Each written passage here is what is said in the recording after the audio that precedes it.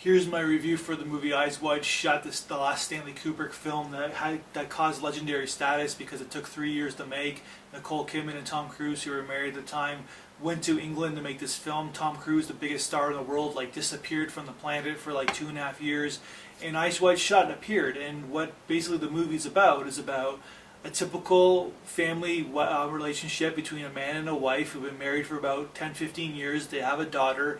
They love each other, but then their sex life is a little stagnant, and they try drugs, they try a little bit, and then basically we have fantasies. We're human beings, and Nicole Kidman's character tells Tom Cruise a fantasy about another man. Tom Cruise goes on his little odyssey throughout New York City and lands himself in some pretty kind of strange situations with sexuality. And basically what the movie's about is about a married couple learning how to deal with their sexual relationship even when it gets tired and true, when they've been doing it for a long time, and also the sexual obsessions that we have as a culture. The movie's kind of cool. It's a cool view. It's interesting to watch, but the problem, I guess, sometimes when you watch with a movie like this is that there's so much of a backstory where it's Kubrick's last film. It took 3 years to make. When you watch the movie, it's this took 3 years to make? What's going on here?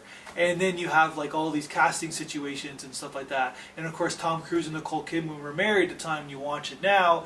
Were they making a movie about their own relationship because they ended up divorcing a few years later. So there's all these extra subtexts that have nothing to do with the film at all. But if you turn off all those brain energies, that all those things around you, and you just watch the film for what it is, and you forget that these people are human beings making this film, this is a pretty solid film that probably all married couples and all people in relationships have to deal with.